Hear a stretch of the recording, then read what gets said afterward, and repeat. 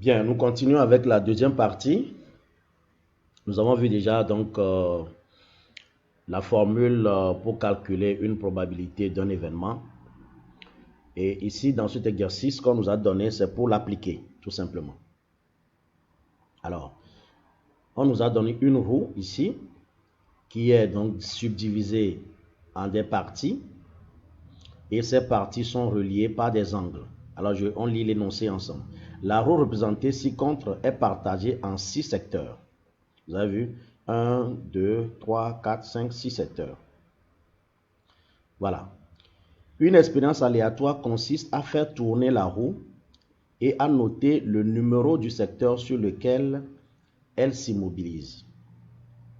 La roue étant bien équilibrée, on associe à chaque issue une probabilité proportionnelle à l'angle du secteur angulaire correspondant.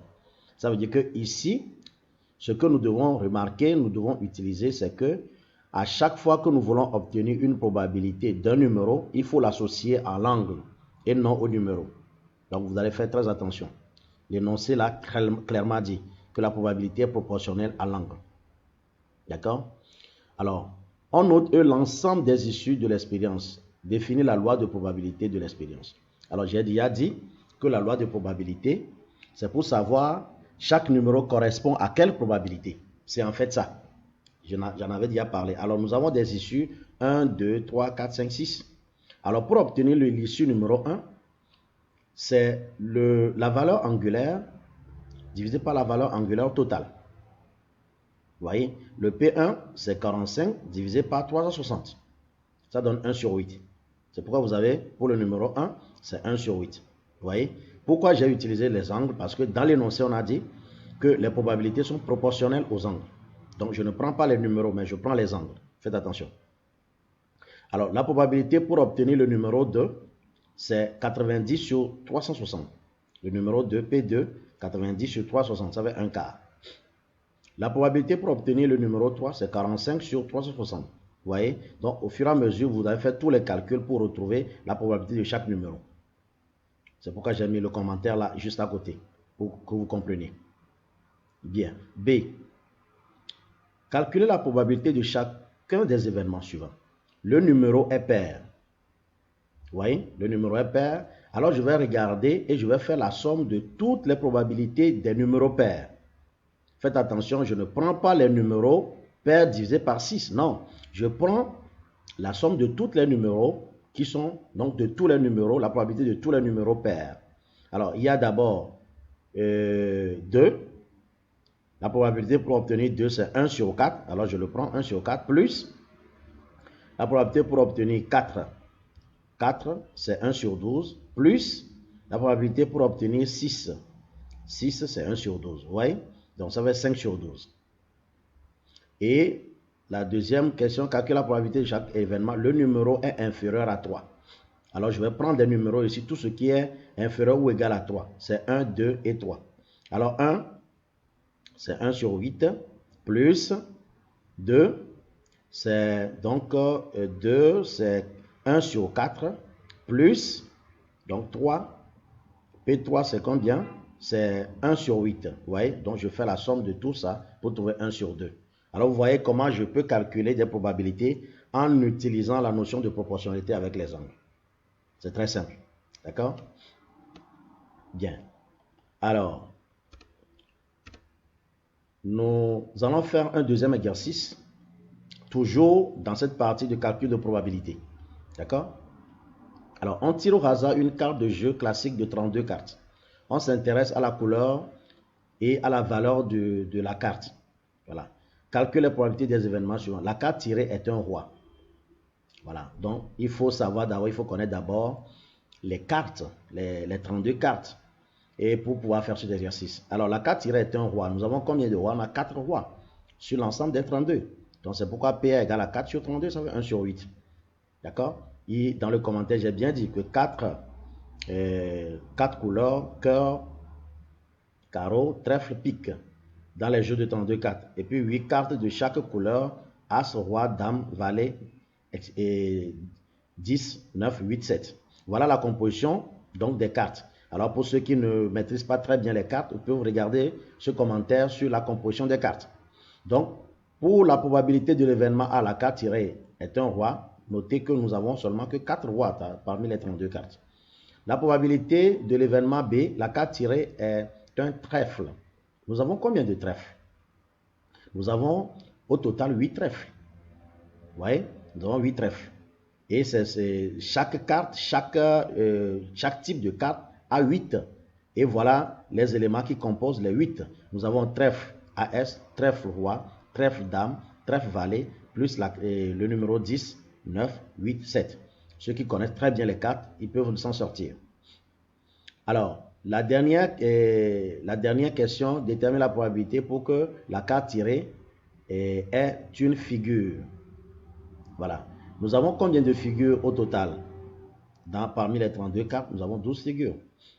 Vous voyez, ça dépend. Vous allez remarquer que dans l'énoncé, ils n'ont pas affiché les figures. Sinon, nous allons les calculer. Vous avez ici 12 issues, 12 figures.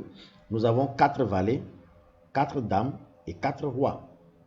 Vous voyez, donc ces 4 valets, 4 dames, 4 rois sont des figures. Alors au total, nous avons 12 figures. Donc ça fait 12 sur 32, ça fait 3 sur 8. Voilà. Donc voilà donc quelques exercices sur la notion de probabilité. Sur le calcul surtout des probabilités. C'est très important. D'accord? Voilà.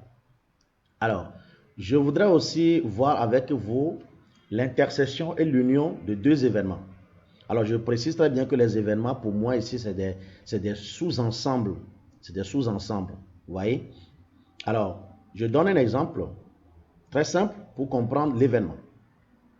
J'ai par exemple un ensemble A dont les éléments sont 5 et 10. Et puis, un ensemble B dont les éléments sont 1, 2, 3, 4, 5. Alors, je vais chercher un autre ensemble qui comporte les mêmes éléments communs entre A et B. Alors, je précise très bien que A, c'est le nombre tiré, est divisible par 5. Et B, c'est le nombre tiré est strictement inférieur à 6. Mais attention, le nombre total, c'est de tous les nombres de 1 jusqu'à 10. Tous les nombres de 1 jusqu'à 10. C'est ça le nombre total. C'est-à-dire on tire au hasard des nombres entiers de 1 à 10. Alors l'événement A, c'est le nombre tiré est divisible par 5. Alors on a combien d'éléments qui sont divisibles par 5? Il y a 5 et 10. C'est pourquoi on a mis A. A pour élément 5 et 10. B, le nombre tiré est strictement inférieur à 6. Donc c'est 5, 4, 3, 2, 1. Vous voyez? 1, 2, 3, 4, 5. Maintenant, est-ce qu'il y a des éléments communs entre les deux sous-ensembles? Oui, c'est 5. J'ai 5 ici, j'ai 5 là. Alors on utilise ce symbole qu'on appelle l'intersection. Alors lorsque je dis A inter B, je suis en train de demander quels sont les éléments communs de ces deux sous-ensembles. Alors les deux éléments communs, enfin les éléments communs ici, il y en a un seul, c'est 5. Vous voyez? Et A union B, c'est que je regroupe tout. Je vais regrouper tout, mais en écrivant les éléments une seule fois. Je n'ai pas le droit d'écrire un élément dans un ensemble deux fois. Vous comprenez? Donc, voilà le sens de ce qu'on appelle l'intersection et le sens de l'union. Alors, ça c'est matérialisé ici. L'intersection, c'est ce qui est commun entre les deux sous-ensembles et l'union, c'est l'ensemble de ces deux. Alors, tout ce qui est vert ici, c'est l'union et ce qui est rouge, c'est l'intersection. Donc, A avec ce symbole se lit A inter B, A avec ce symbole se lit A union B. D'accord? Voilà, donc voilà un peu ce que nous allons faire comme application. Alors, je vous donne un exemple. Vous avez là, ici, deux ensembles A et B. A, c'est 2, 4, 6, 8, 10. Voilà les éléments qui sont dedans. B, c'est 1, 3, 5, 7, 9. C'est des sous-ensembles. Alors, j'ai ma première question. Est-ce qu'il y a un élément qui est commun aux deux? C'est-à-dire A inter B aura pour quel élément? A inter B, c'est vide. Pourquoi c'est vide? Il n'y a rien comme commun entre les deux. Vous voyez? Il n'y a rien de commun entre les deux. Bien. Maintenant, A union B.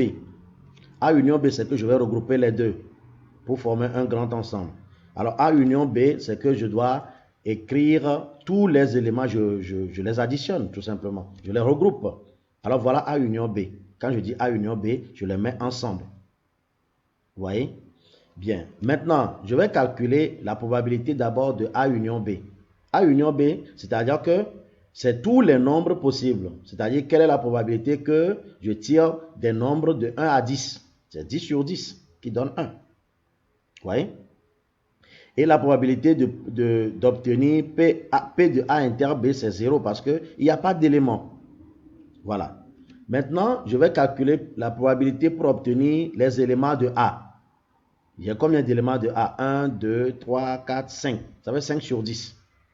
Vous voyez? Sur l'ensemble 10. La probabilité pour obtenir les éléments de B aussi, c'est 5 sur 10. Alors, le constat est très bien fait. Ça veut dire que lorsque j'ai A inter B, c'est-à-dire qu'il n'y a aucun élément commun, la probabilité de A union B sera égale à la probabilité de A plus la probabilité de B. C'est-à-dire que 10 sur 10 est égal à 5 sur 10 plus 5 sur 10. Ça fait 10 sur 10. Regardez, c'est ça. Lorsque A inter B est vide, la probabilité de A union B est égale à la probabilité de A plus la probabilité de B. Tout simplement. Lorsque vous avez une situation de ce genre où A inter B, il n'y a aucun élément commun, alors la probabilité de l'événement A, ou bien le sous-ensemble A, plus la probabilité de le sous-ensemble B est égale à la probabilité de l'ensemble. Tout simplement. Bien. Maintenant, A union B, voilà la règle. Ça va être P de A plus P de B. C'est très simple. Bien. Maintenant, ce cas, et je vais l'expliquer ici d'abord. Alors, voilà un autre exemple. Je vous donne un ensemble 2, 3, 5, 6, 7, 8, 11, 13. Et deuxième ensemble 0, 2, 4, 5, 7, 13. Alors, A inter B ici n'est pas vide. A inter B, c'est des éléments communs. Il y a 2, il y a 7 et 13. Voilà ce qui est commun. A union B, je les ajoute ensemble. Voilà ce que ça donne. Bon, maintenant, je vais calculer la probabilité de A inter B. Donc, ça fait combien d'éléments? 1, 2, 3. Donc, ça fait 3 sur l'ensemble qui est combien? 1, 2, 3, 4, 5, 6, 7, 8, 9, 10. Donc, ça fait 3 sur 10. Vous avez vu?